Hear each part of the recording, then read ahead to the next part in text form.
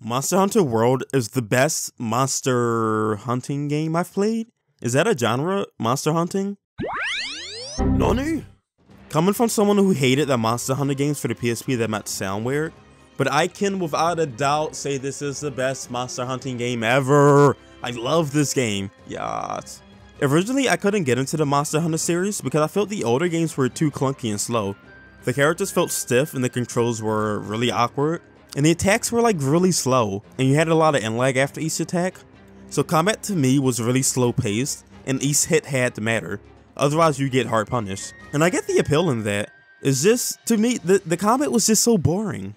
And you can make slower paced games that punish you for mashing the attack button, but at least make it fluid, at least have a good control scheme, make something about it fun. Eventually I started to think that the monster hunting genre wasn't for me. But then I fell in love with games like God's Eater Burst and Freedom Wars. Was it just the Monster Hunter games for the PSP? Well, after playing the Monster Hunter World beta, I'm starting to think so. Let's start with the graphics. There isn't much to say, honestly. This game is gorgeous. This game is beautiful. Even on the regular PS4, this game looks amazing. That might be a bit hard to see because of the PS4's capture software, but don't get it twisted, bruh. The worlds are lively and full of color. The monsters are well animated and seem more natural than robotic. And the way your characters transition from, say, running to climbing walls, or from leaping from one side of the cliff to another, feels seamless and so good. No janky or weird animations from what I could tell. And your cat companion is so adorable. Oh, look at it, it's so cute. Get into the gameplay side of things though. The beta starts off with a good variety of weapons. I heard that you have a starting weapon for each weapon type, but I'm too lazy to confirm that, so let's just go with that, okay? There's honestly a weapon for everyone, and after only a few runs, I already found my favorite weapon. The Feather Blade. It's a double-bladed polearm?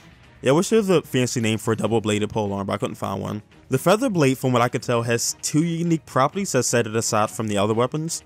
One, it lets you vault into the air. Now, doing so will allow you to dodge attacks, and you can also mount the monsters a bit easier with this. And its second specialty is you can summon bugs. Doing so adds a bit of range to your attacks, and you can also team up with the bug for extra damage. There might be more to the weapon or the weapon class, but I had so much fun using that weapon. That thing is amazing, honestly.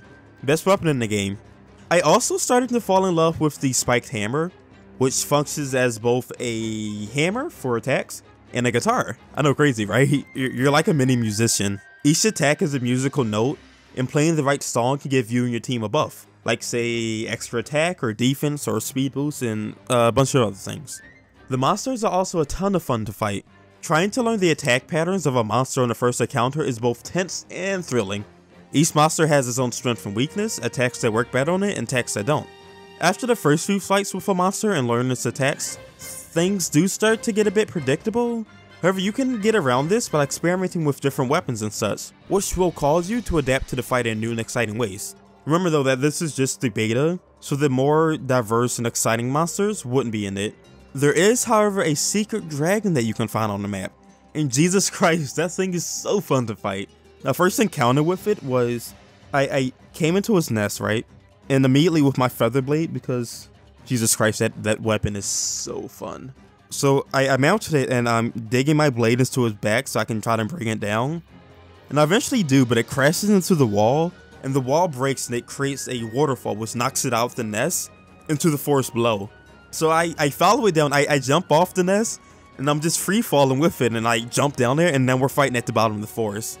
And let me tell you, the best fight in the whole beta. But more so about bosses. All the boss monsters have about 3 phases. The first and second phase are more or less the same. After dealing a certain amount of damage, they transition to the next phase and they get more attacks, and they might even leave the area, causing you to chase them down. The third and most notable phase, however, is when it turns into an all-out fight to the death, as both of you put it all on the line to see who's the strongest.